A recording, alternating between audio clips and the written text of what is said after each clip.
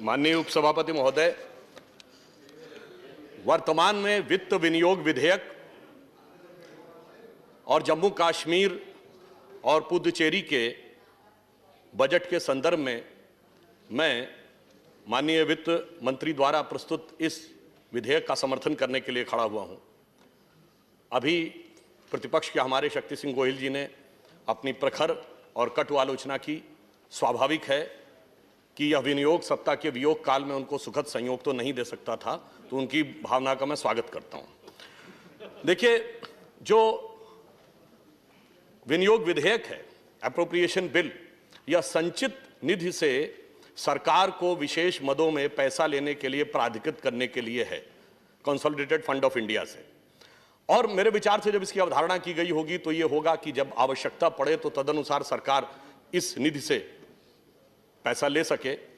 और यदि हम पिछले एक वर्ष के कालखंड को देखें, जो वित्तीय दृष्टि से सिर्फ भारत ही नहीं बल्कि सारे विश्व के लिए, विश्व के ज्ञात इतिहास में कभी ऐसा नहीं रहा होगा कि विश्व के सारे बड़े देशों की अर्थव्यवस्था निगेटिव में जा रही हो। तो मेरे विचार से आवश्यकता की दृष्टि से देखें तो इस पर किसी को कोई आपत्ति नहीं होगी कि संचित निधि से किन मदों में यह पैसे को लेने का प्रयास सरकार के द्वारा किया जा रहा है।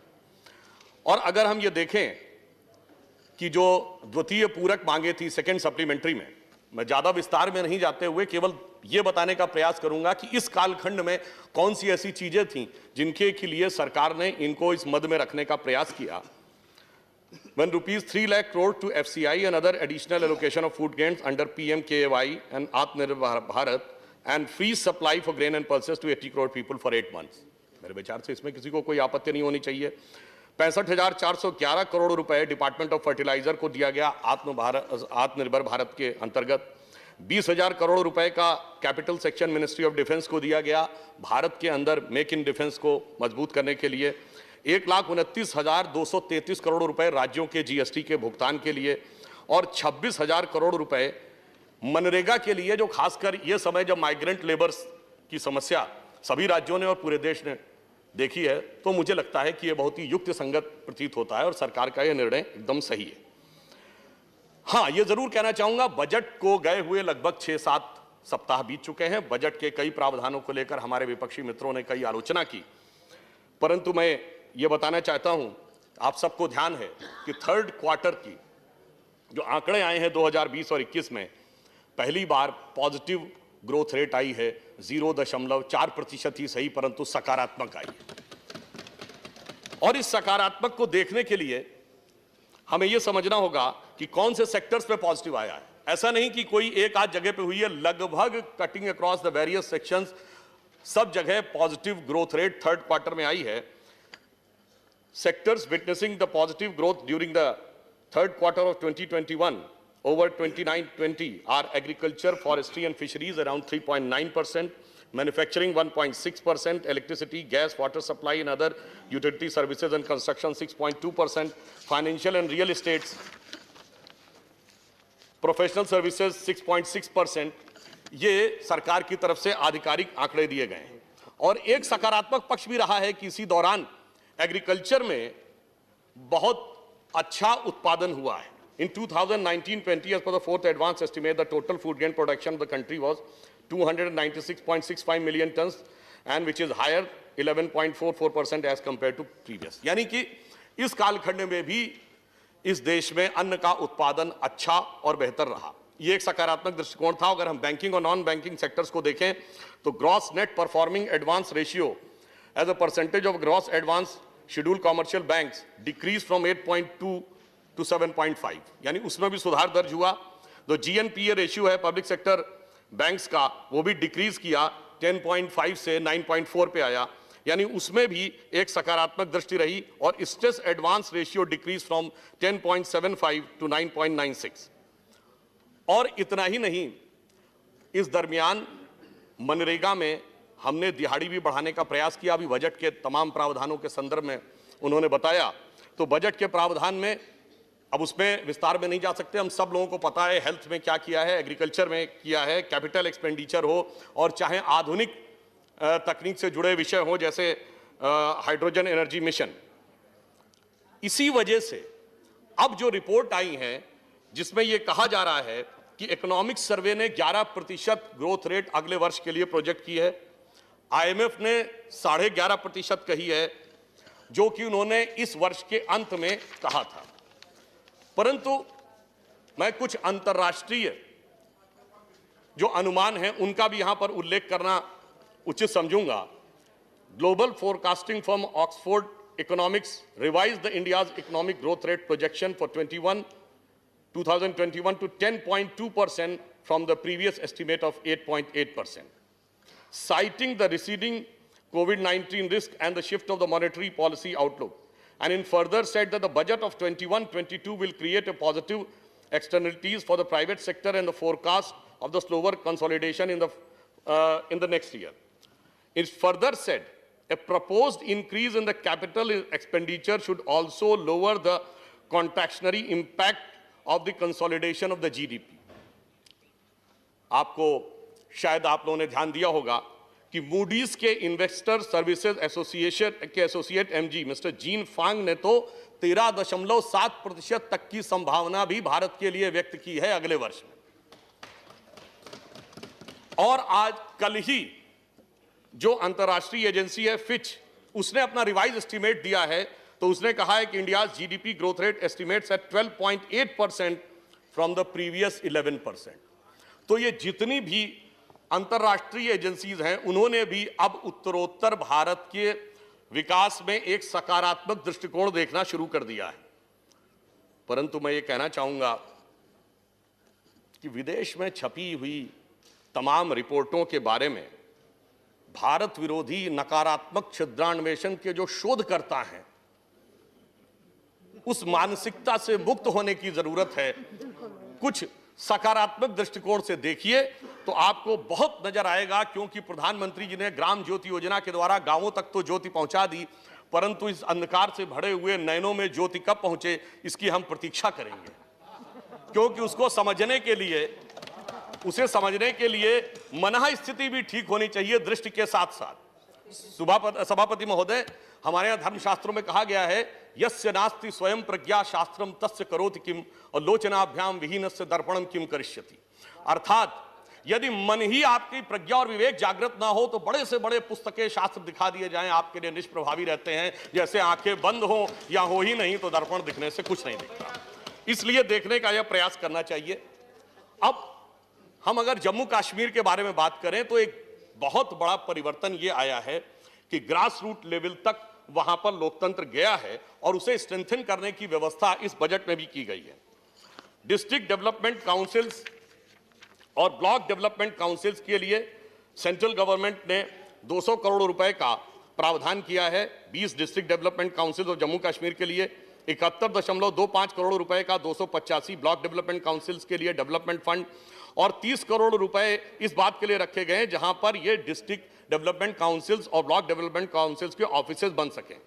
इसके अतिरिक्त 1313 करोड़ रुपए का प्रावधान पंचायती राज के संस्थानों को सुदृढ़ और अर्बन लोकल बॉडीज को भी और मजबूत करने के लिए किया गया है।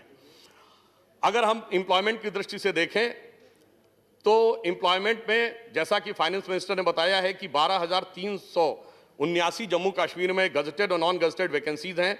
इसके अतिरिक्त 10,000 क्लास 4 वैकेंसीज हैं और इन सबको आइडेंटिफाई करके इसके अंदर नियुक्ति की प्रक्रिया को आगे बढ़ाया गया है। 200 करोड़ रुपए का प्रावधान मिशन यूथ के लिए किया गया है, जो कि एक मेजर इनिशिएटिव है जम्मू कश्मीर के युवा को आगे बढ़ने की नई दिशा देने के लिए।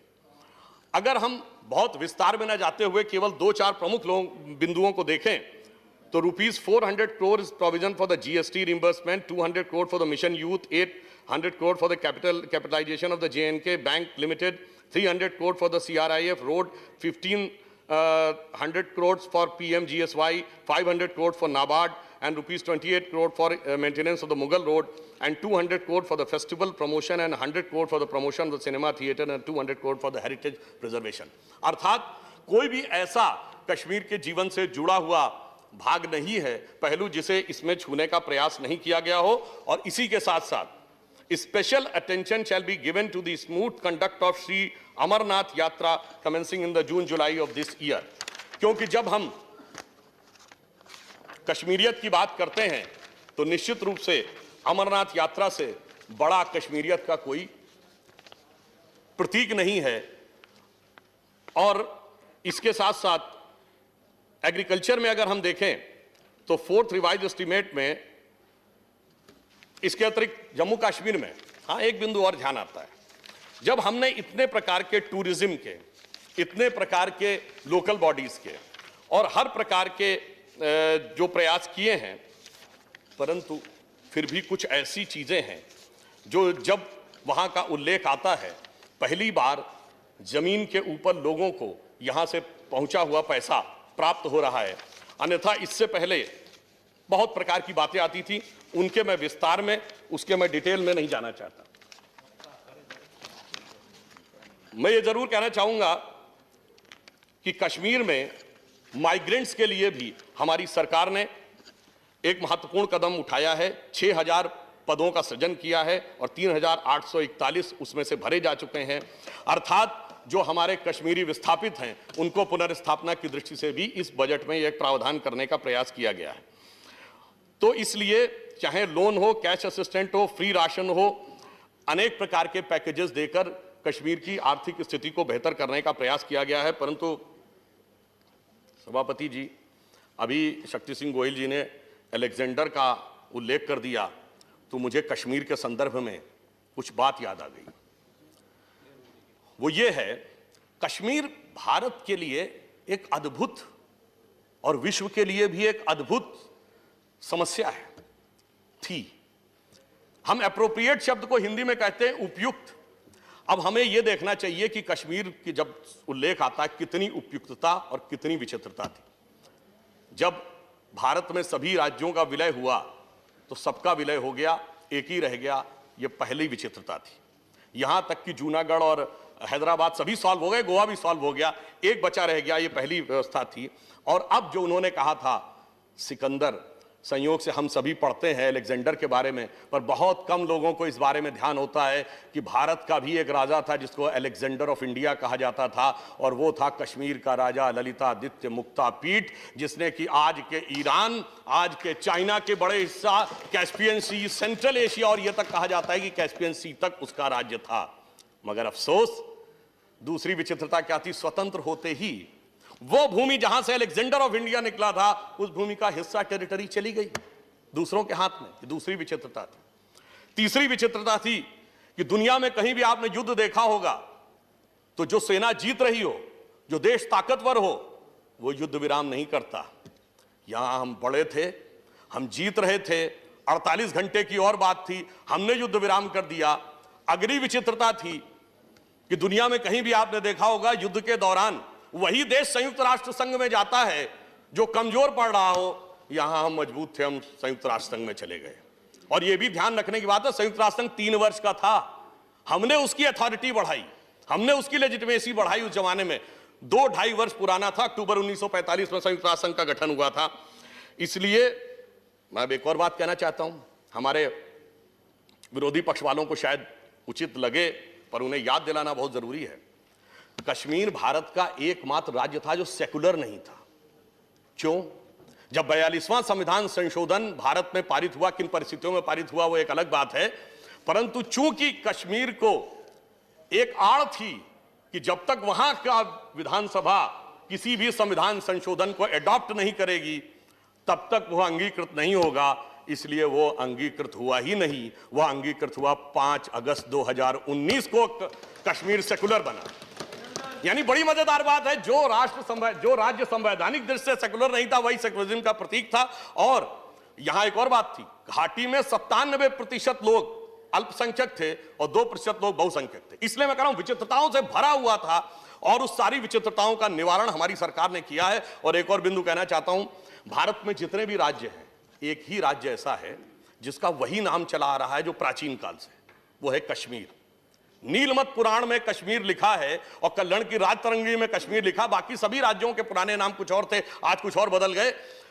तो मतलब भारत की प्राचीन शाश्वत संस्कृति का भी प्रतीक था। और मैं एक और ईमानदारी से कहता हूं, हम ये भी कहते हैं कि कश्मीर तो सूफी परंपरा का भी अंग था।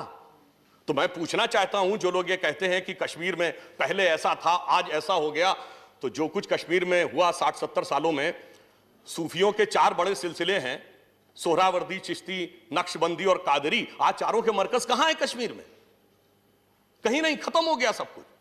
तो सब प्रकार की संस्कृति खत्म हुई थी और हम सब प्रकार की संस्कृति को आगे स्थापित करने का प्रयास कर रहे हैं। और अभी देखिए कि उल्लेख उन्होंने किया था कि पंडित नेहरू जी ने एक संकल्प किया था, तो मुझे याद आता है अटल जी ने एक पंक्ति लिखी थी कि गिलगित से गारो पर्वत तक आजादी अभी अधूरी है, सपने सच होने बाकी हैं, रावी की शपथ न पूरी है। ये रावी की शपथ क्या थी? ये 26 जनवरी 1930 को लाहौर कांग्रेस अधिवेशन जो रावी के तट पर हुआ, जिसमें पूर्ण स्वराज्य का प्रस्ताव पारित हुआ था और उसकी अध्यक्षता पंडित नेहरू ने की थी। शपथ उनकी थी, अधूरी रह गई थी, अटल जी के हृदय में पीड़ा थी और मोदी जी ने वो शपथ पूरी करके दिखा दी। तो इसलिए मैं उनको साधुवाद देते हुए कहूंगा कि दर्द की रात गई, गम के जमाने भी गए और मोदी जी की हिम्मत से कई दाग पुराने भी गए। अब मैं ये कहना चाहता हूं, अधिक विस्तार में न जाते हुए, अब देखिए अभी इन्होंने एक और उल्लेख किया था शक्ति सिंह जी ने। मैं इसके में जो और रोड के लिए कितना किया है, हमने कंस्ट्रक्शन के लिए कितना किया है, मेडिकल एजुकेशन के लिए 1456 करोड़ रुपए किया है, एग्रीकल्चर और हॉर्टिकल्चर के लिए 2008 करोड़ किया है। परंतु उन्होंने एक बड़ी अच्छी बात कही, कभी कभी बरबस सच्चाई मुंह से निकल जाती है। उन्होंने कहा कभी कभी बेटा लायक ना हो तो पिता की सारी विरासत को नष्ट कर देता है। कौन बेटा? नहीं, मैं कुछ नहीं कहना चाहता है। सब लोग समझदार हैं, सदन में बैठे हुए सभी लोग बहुत। और जवान बेटा किसकी सुनता है? और यदि वो चिर युवा हो तो और भी नहीं सुनता।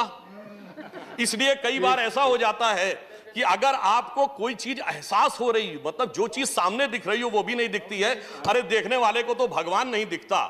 तो उनके लिए जब उन्होंने अभी कहा तो मुझे एक पंक्ति याद आई कि नई उम्रों की खुदमुख्तारियों को कौन समझाए। अपने आप में वो हो जाता, अब तो मैं बड़ा हो गया, मैं समझदार हो गया। नई उम्रों की खुदमुख्तारियों को कौन समझाए, कहां से बच के चलना है, कहां जाना जरूरी है, और सलीका नहीं आता उसे शायद एहसास करने का, जो कहता है खुदा है तो नजर आना जरूरी है।